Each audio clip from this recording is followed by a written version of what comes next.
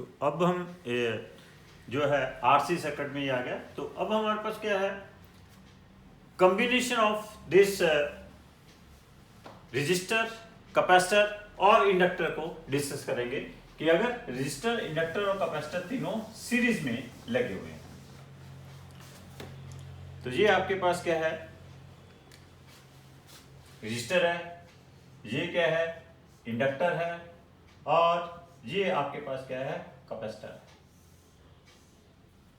This is the series combination of resistor, inductor and capacitor. बिल्कुल ऐसे ही इसको करेंगे।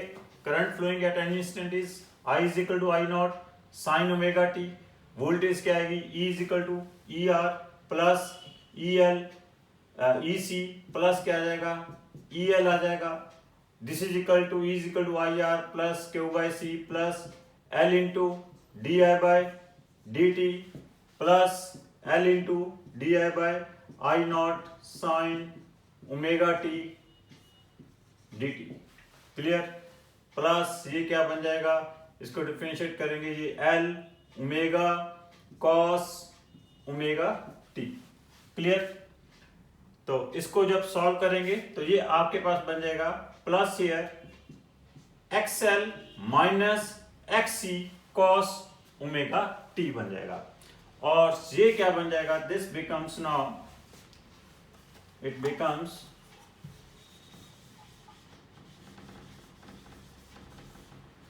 आर स्क्वायर प्लस क्या होगा, this is XL minus XC whole square. This becomes under root of R square plus XL minus XC whole square. So E is equal to क्या आ जाएगा, E naught sine omega T minus plus minus five आएगा। यहां पे tan five क्या आ जाएगा, here tan five is XL minus XC by R and this will be Z क्या आ जाएगा, that is XL minus XC whole square. Clear? और आई नॉट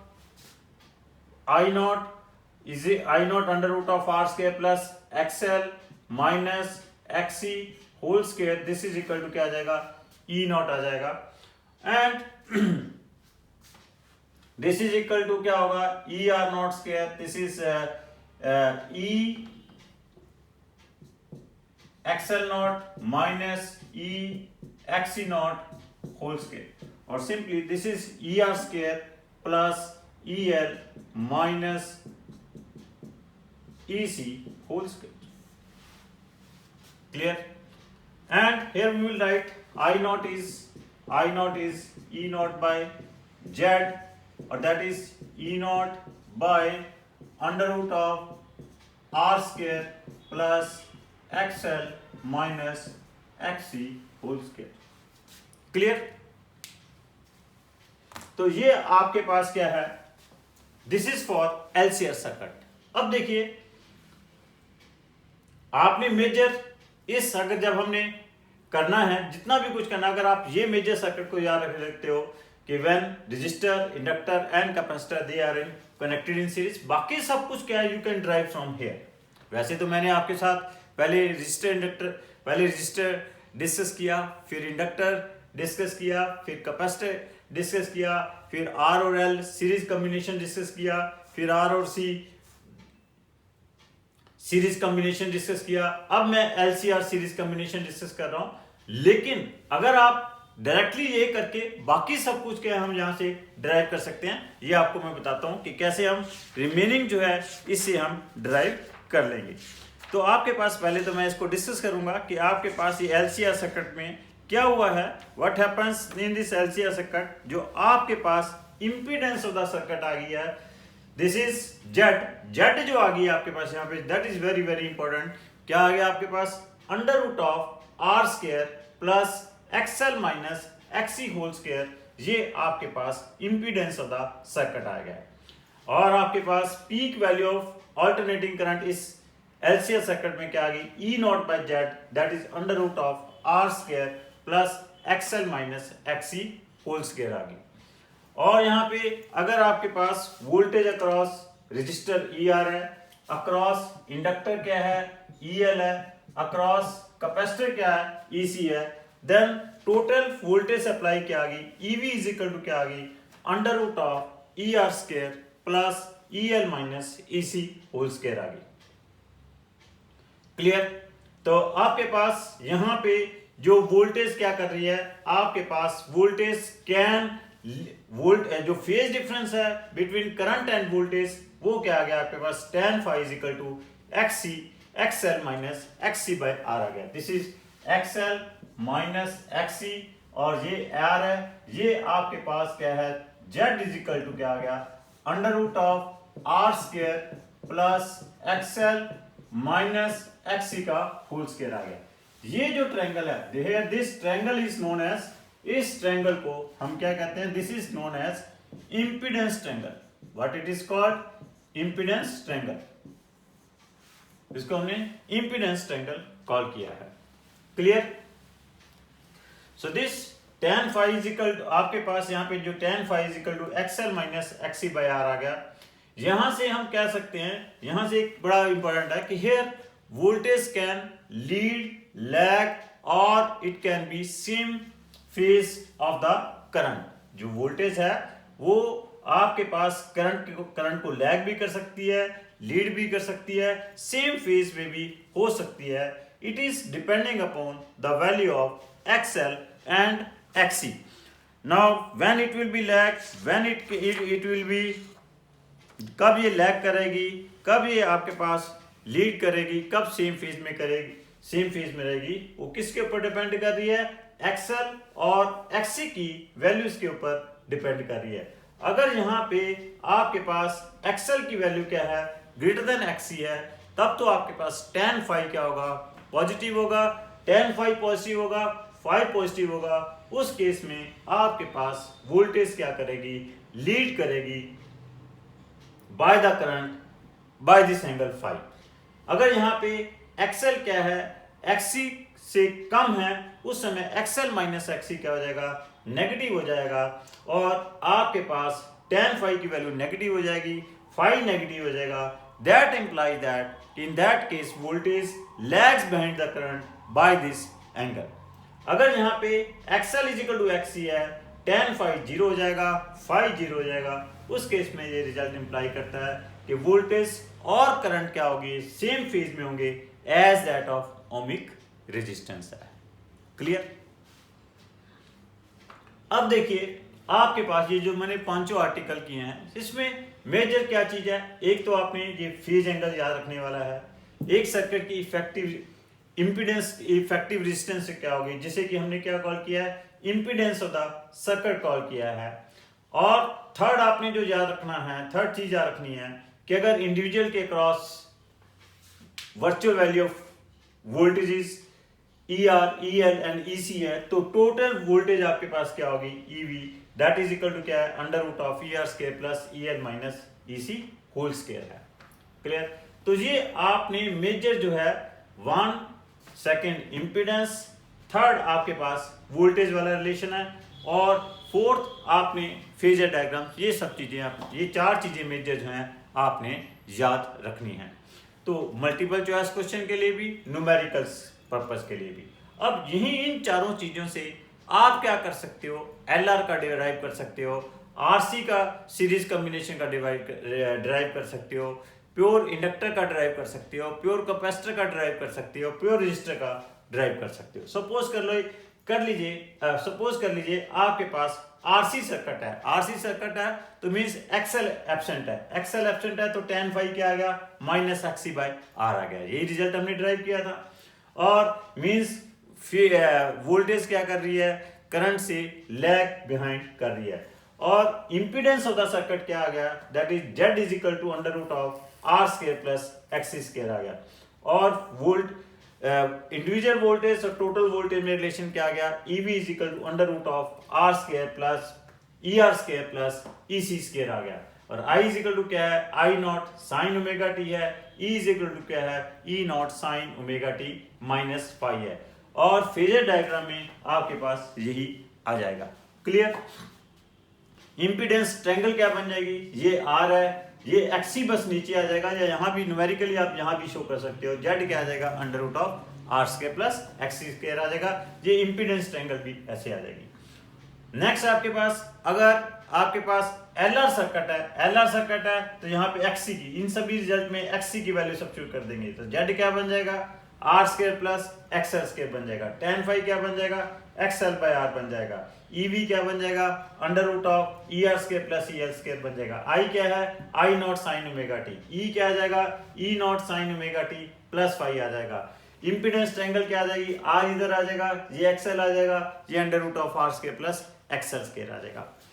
नेक्स्ट आपके पास अगर क्या है, प्योर कैपेसिटर है, आर आपके पास 0 हो जाएगा, tan फाई माइनस इन्फिनिटी हो जाएगा, tan phi minus infinity phi minus pi by 2 हो जाएगा। I not sine omega T आ जाएगा। ई इज इक्वल टू क्या आ जाएगा, minus E naught cos omega T आ जाएगा। और ई वी क्या आ जाएगा, सिंपल ई एल आ जाएगा। जेड क्या आ जाएगा, आपके पास सिंपल एक्सी आ जाएगा। तो ये और फेजर डायग्राम में जो मैंने ड्राइव किया था वो आ जाएगा। सिमिलरली आपके पास कैपेसिटर के, इंडक्टर के लिए आ जाएगा और प्योर रेजिस्टर के लिए आ जाएगा। क्लियर। नेक्स्ट यहाँ पे एक बड़ी इंपॉर्टेंट बात आ रही है। What is that important thing, कि जब आपके पास XL is equal to XC है, इस LCR सर्किट में जब आपके पास XL इज इक्वल टू किसके इक्वल है, XC के इक्वल है, उस समय करंट और वोल्टेज क्या है, they are in the same phase. In LCR circuit जब आपके पास XL और XC क्या हैं, बराबर हैं, उस समय करंट और वोल्टेज फिर आपके पास क्या है, सेम फेज में आ रहा है। और उस समय भी क्या है, आपके पास this circuit is behaving as a, किसकी तरह बिहेव कर रहा है, it is behaving as a pure ohmic resistor की तरह ही ये बिहेव कर रहा है। क्लियर। तो आपके पास ये जो सिचुएशन है, this is called stage of resonance. इसे हम जब आपके पास LCR सीरीज कॉम्बिनेशन में XL is equal to XC है, that is called stage of resonance. कारण भी रीजन बिंग, इसे क्यों हमने रेजोनेंस स्टेज कॉल किया है, इस स्टेज के ऊपर आपके पास इस सर्किट में जो आई नॉट की वैल्यू होगी वो मैक्सिमम होगी। Here I not will be maximum. क्यों आई नॉट मैक्सिमम होगा, क्योंकि यहां पे जेड क्या हो जाएगा, मिनिमम हो जाएगा। जब XL is equal to XC है तो ये XL माइनस XC 0 हो जाएगा, जेड की वैल्यू क्या हो जाएगी, R हो जाएगी।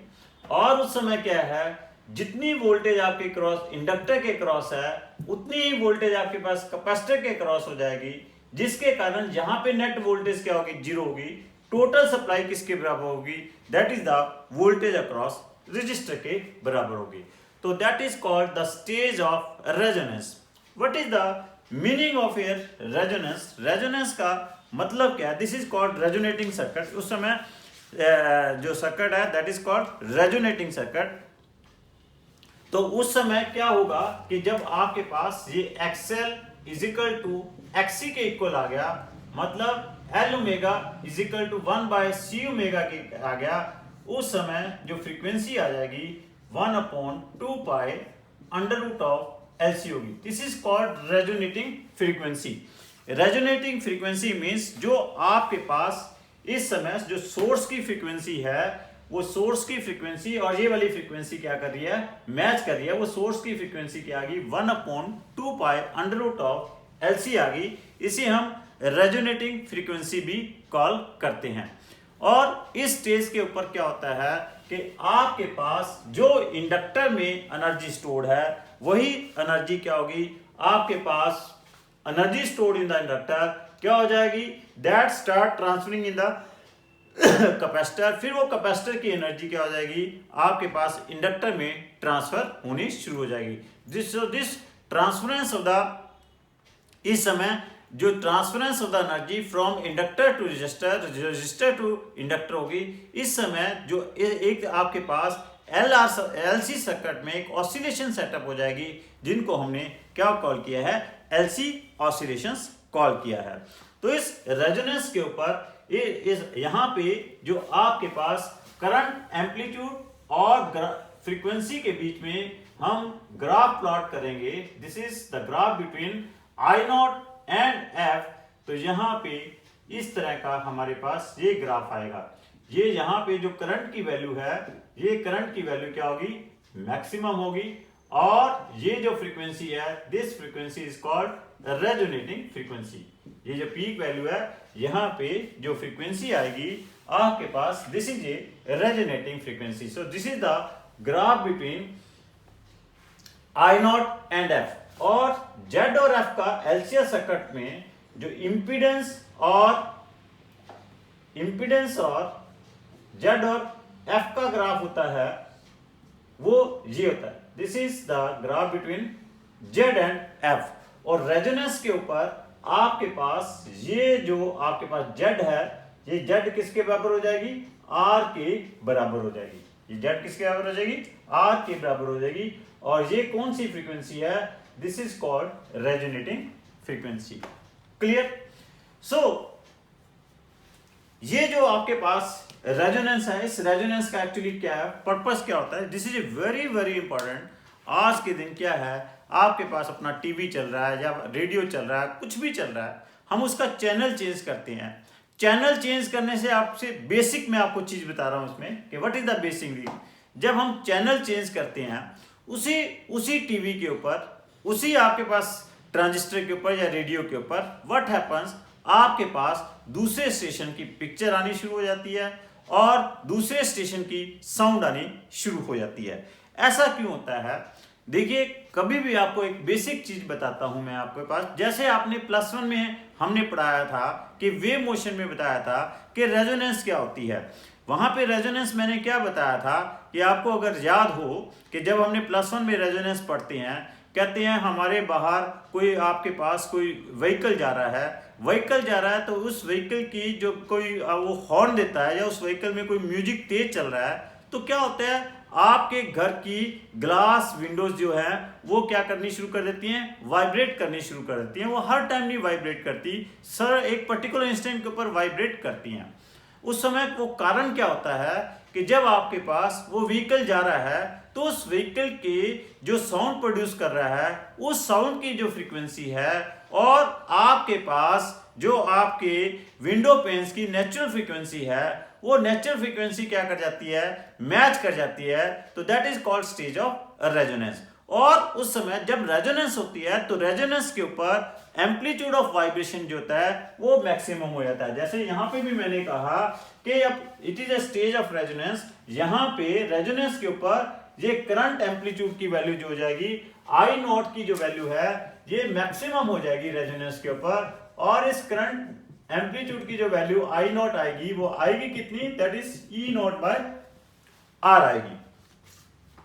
तो इसी तरह सिमिलरली क्या होता है कि आपके पास पीछे से जो चैनल के जो हम चैनल लगा रहे हैं उसकी जो वेव्स आ रही हैं, अगर उस वेव्स की फ्रीक्वेंसी आपके पास जो आपका डिवाइस है उस डिवाइस की फ्रीक्वेंसी के साथ मैच कर जाती है, तो हम वहां पे ये क्या कहते हैं कि it is a stage of resonance. ये क्या आ गई, रेजोनेंस वाली स्टेज आ गई। और उस समय जब वो हम कहते हैं कि it is a stage of resonance, इस रेजोनेंस वाली स्टेज आ गई, तो इससे हुआ क्या, आपके पास वो जो आपके पास साउंड है या वो पिक्चर है, उसी चैनल की वो साउंड और वो पिक्चर आपके पास डिस्प्ले होनी शुरू हो जाएगी।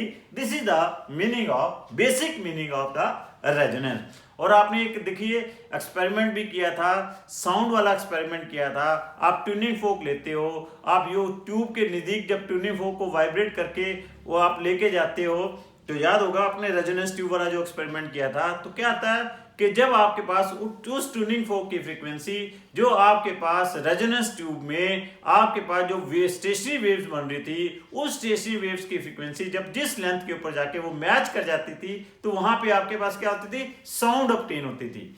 वहां पे क्या होती थी, साउंड, और उसे आप कहते थे resonance take place. Similarly this is a very important role कि आपके पास जब कभी भी आप जहां पे भी चैनल चेंज कर रहे हो, चैनल चेंज करने से आपके पास वही चैनल की साउंड और पिक्चर अपीयर हो रही है, that is nothing, that is a stage of resonance only. Clear? तो आपके पास ये जो रेजोनेटिंग फ्रीक्वेंसी है ये किसके ऊपर डिपेंड कर रही है, इंडक्टर के ऊपर डिपेंड कर रही है, कैपेसिटर के ऊपर डिपेंड कर रही है। अब हमारे पास मोस्टली हम सर्किट में क्या करते हैं, एल की वैल्यू फिक्स करते हैं, यहाँ पे वेरिएबल कैपेसिटर लेकर हम रेजोनेटिंग फ्रीक्वेंसी को क्या करते रहते हैं, वेरी करते रहे। रेजोनेटिंग फ्रीक्वेंसी से वेरी करके हम क्या करते हैं कि डिफरेंट डिफरेंट चैनल्स को हम डिस्प्ले कर सकते हैं।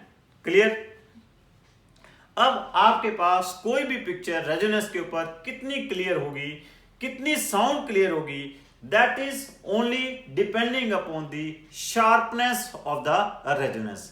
वो किसके ऊपर डिपेंड करती है, ये जो आपके पास करंट एम्पलीट्यूड और ग्राफ का एफ का ग्राफ प्लॉट किया है, ये पॉइंट कितना शार्प होगा, जितना ये शार्प होगा उतनी ज्यादा उसकी रेजोनेंस होगी।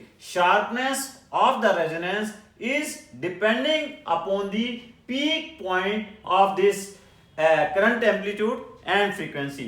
More is the peak point, more is the sharpness of the resonance. और वो किसके ऊपर एक्चुअली बेसिकली किसके ऊपर डिपेंड करती है, अगर आपके पास सर्किट में वेस्टेज ऑफ एनर्जी कम है, जितनी वेस्टेज ऑफ एनर्जी कम होगी उतनी आपके पास शार्पनेस क्या होगी, ज्यादा होगी। मैं भी आपको तो अभी एक आर्टिकल हम नेक्स्ट आर्टिकल करेंगे, उसमें बताऊंगा मैं आपके पास कि हमारे पास अल्टरनेटिंग करंट में there is no wastage of energy across in inductor और कैपेसिटर में कोई एनर्जी वेस्ट नहीं होती। सर जो एनर्जी वेस्ट होती है वो सिर्फ ओमिक रजिस्टर में ही एनर्जी वेस्ट होती है। तो इसलिए हम कह सकते हैं कि आपके पास एनर्जी क्या होगी, सिर्फ रजिस्टर ओमिक रजिस्टर के क्रॉस वेस्ट हो रही है। इसलिए sharpness of the resonance is only depending upon ohmic resistance.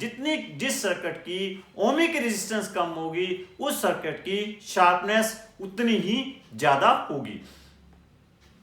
और हमारे पास एक फैक्टर है that is known as quality factor. What it is called, quality factor. Sharpness of the resonance is depending upon the quality factor. More is the quality factor, more will be the sharpness of the resonance. क्या कहते हैं, more is the quality factor, more will be the sharpness of the resonance. How, or we can say quality more is the, and this quality factor is inversely proportional to the ohmic resistance. और इसे कहेंगे जितनी कम ohmic resistance है उतनी ज्यादा quality factor होगा और उतनी ही आपके पास शार्पनेस ऑफ द रेजोनेंस होगी। अब एक्चुअली इस क्वालिटी फैक्टर को हम कैसे डिफाइन करते हैं, this quality factor is defined as the ratio of the resonating frequency to the difference of two neighborhood frequencies where the current amplitude is 1 by root 2 times of its peak value, of its maximum value or its value at resonating frequency. तो क्या कहा है मैंने, quality factor क्या है, it is the ratio of the resonating frequency to the difference of two neighborhood frequencies where current amplitude is 1 by root 2 times of its peak value or maximum peak value. ये maximum peak value है। Clear. ये यहां पे resonative frequency क्या है, FR है। ये हमने दो इसकी नेबरहुड फ्रीक्वेंसी ले ली, क्या, one is F1 another is F2। यहां पे जो करंट एम्पलीट्यूड है वो जो यहां पे करंट एम्पलीट्यूड है उसका क्या है आपके पास 1 by root 2 टाइम्स है। क्लियर। क्वालिटी फैक्टर को हम Q के साथ नोट कर रहे हैं, this is equal to FR upon F2 minus F1। अगर अभी हम इसे ड्राइव करेंगे this comes equal to XL by R आ जाएगा। अब रेजोनेंस है तो यहां पे XL और XC की वैल्यू इक्वल है तो ये क्या आ जाएगा, XC by R आ जाएगा। सीरीज कॉम्बिनेशन है इसलिए हम इसे EL by ER भी लिख सकते हैं और this can also be written as EC by ER भी लिखा जा सकता है। रीजन बीइंग सीरीज कॉम्बिनेशन है, करंट सेम फ्लो कर रहा है, I से मल्टीप्लाई कर देंगे तो ये EL बाय ER बन जाएगा, ये EC बाय ER बन जाएगा। XL की वैल्यू हम क्या लिख सकते हैं, here it can also be written as XL को क्या लिख सकते हैं, L ओमेगा लिख सकते हैं, this can be written as L omega by R, और आपके पास ओमेगा को क्या लिख सकते हैं यहाँ पे 1 by omega can be written as 1 by under root of LC। मैंने आपको जैसे बताया कि रेजोनेटिंग फ्रीक्वेंसी किसके बराबर है, 1/2 pi under root of LC, और ये क्या आएगा 1 by R under root of क्या होगा, this is L by C। तो ये इसकी डिफरेंट फॉर्म्स हैं, आपने इनको याद रखना है। This is quality factor is FR by F2 minus F1, that is equal to XL by R, XC by R, EL by ER, EC by ER, L omega by R, L by R into 1 by under root of LC, or this is 1 by R under root of L by C। Clear? Board examination में आपके पास 5 mark का question आ सकता है कि what is the quality factor, define it and show that कि this quality factor is inversely proportional to resistance, कि ये जो आपके पास जो क्वालिटी फैक्टर है ये रेजिस्टेंस के क्या है, इनवर्सली प्रोपोर्शनल है। तो डिफाइन तो हमने कर ही दिया कि क्वालिटी फैक्टर क्या है आपके पास, that is FR upon F2 minus F1 है, ये इसकी डेफिनेशन है। याद रखो ये F2 minus F1 is also known as, इसे हम बैंड विड्थ भी कहते हैं। ये कहते हैं ना इतनी बैंड की आपके पास स्पेक्ट्रम है, ये वही चीज है, डिफरेंस ऑफ द फ्रीक्वेंसी, जिस रेंज तक वो हमारे पास उसकी फ्रीक्वेंसी लाइज करती है, सिग्नल की फ्रीक्वेंसी लाइज करती है, that is called its band width. ये F2 वो F2 माइनस F1 ही है, वो हमने क्या कॉल किया है, that is called band width. अब देखिए इसे कैसे ड्राइव करेंगे। आई नॉट क्या है आपके पास, यहां पे जो आई नॉट है that is E naught by Z है, क्लियर। और आपके पास आई नॉट प्राइम क्या है, जहां पे आपके पास ये F2 एंड F1 फ्रीक्वेंसी है, ये दिस इज इक्वल टू क्या है, this is I naught max, that is E naught by R है। दिस आई नॉट प्राइम क्या आ जाएगा, that is E naught by Z, that is E naught by under root of R square plus XL minus XC whole square, clear. अब इस आई naught prime, इसे मैंने आई naught prime call किया है, इस आई नॉट प्राइम और आई नॉट मैक्स में क्या रिलेशन है, दिस आई नॉट प्राइम क्या है 1 by root 2 times of I naught max है, क्लियर।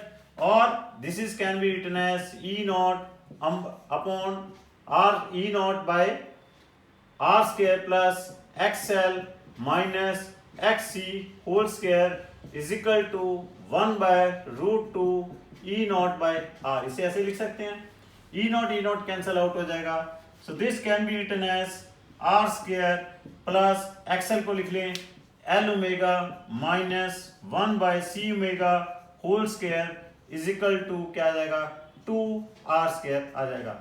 और यहां से हम क्या लिख सकते हैं, L omega minus 1 by C omega is equal to क्या आ जाएगा R स्क्वायर आ जाएगा, क्लियर। होल स्क्वायर क्या आ जाएगा, R स्क्वायर आ जाएगा। और it can be written as L omega minus 1 by C omega plus minus R आ जाएगा। अब देखिए यहाँ पे ओमेगा की दो वैल्यूज हैं, एक F1 है और एक F2 है, so this can be written as L omega 1 minus 1 by C omega 1, this is equal to plus R, और this can be L omega 2 minus 1 by C, equation number 1 call कर लेता हूं, L omega 2 minus 1 by C omega 2, this is equal to minus R, clear. Now first क्या करें हम 1 plus 2, एक 1 number और 2 number equation को हम ऐड कर लेते हैं। ऐड करने के बाद क्या बन जाएगा, L into omega 1 plus omega 2 minus 1 by C क्या आ जाएगा 1 by omega 1 plus 1 by omega 2 आ जाएगा। This is equal to, add करेंगे plus R, right hand side में प्लस R माइनस R है, दिस बिकम्स 0, क्लियर। यहाँ पे अगर एलसीएम ले लें तो ये बन जाएगा omega 1 plus omega 2 divide by omega 1 into omega 2, तो ये बन जाएगा आपके पास ओमेगा 1 प्लस ओमेगा 2, एलसीएम बाहर ले लेंगे, कॉमन आ जाएगा, अंदर क्या रह जाएगा L minus 1 by omega 1 into omega 2 into C that is equal to 0। This can not be equal to 0, तो यहां से omega 1 into omega 2 is equal to 1 by LC आ जाएगा। This is also very very important formula for the multiple choice question कि product of the two resonating frequencies is equal to the 1 upon LC. This is बहुत ही important result है।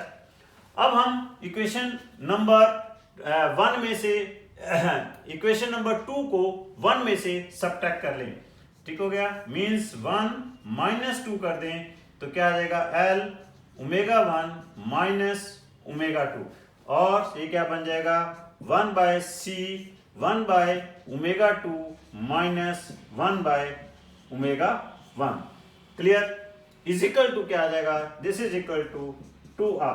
अब यहाँ पे LCM लेंगे तो आपके पास क्या आ जाएगा, ये ओमेगा 1 माइनस ओमेगा 2 आपके पास दिस इज बाहर आ जाएगा, कॉमन आ जाएगा, और अंदर क्या रह जाएगा that is equal to L minus 1 by C omega 1 omega 2 is equal to क्या आ जाएगा 2r।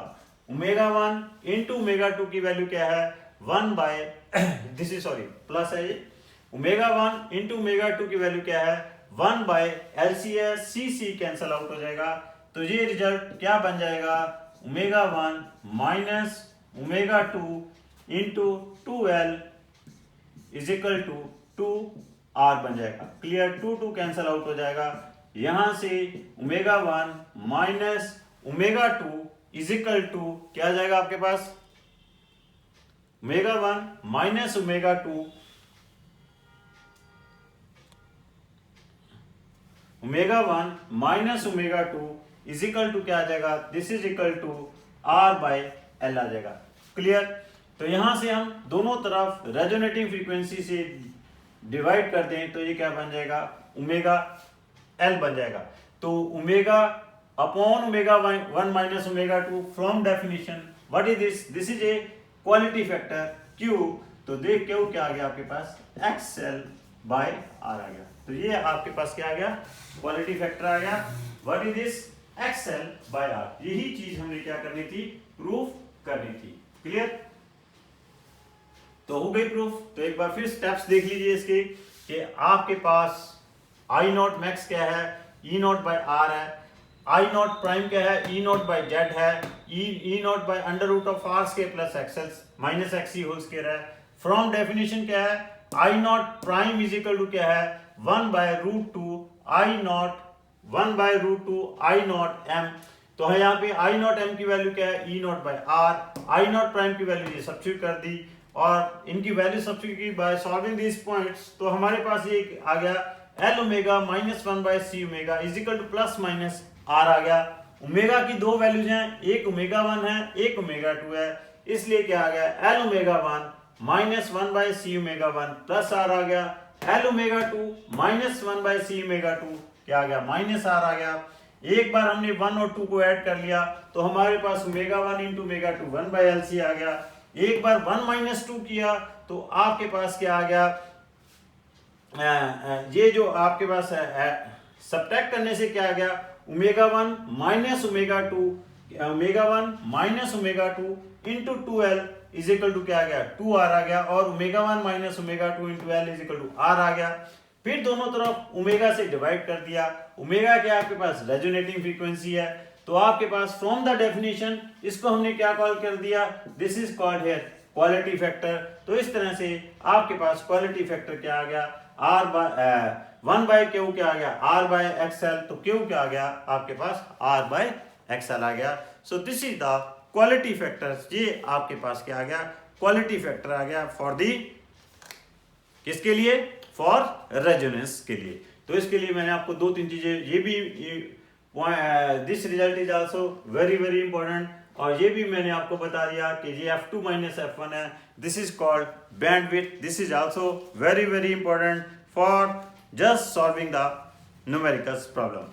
तो यहाँ पे एक और भी वे है just to define the quality factor. It can also be defined as 2 pi times the ratio between the maximum energy stored to the energy dissipated per cycle, कि जितनी एनर्जी डिसिपेट होगी और जितनी एनर्जी स्टोर्ड होगी 2 pi times जो उसकी energy है उसे हम क्या कहते हैं, that is also known as quality factor.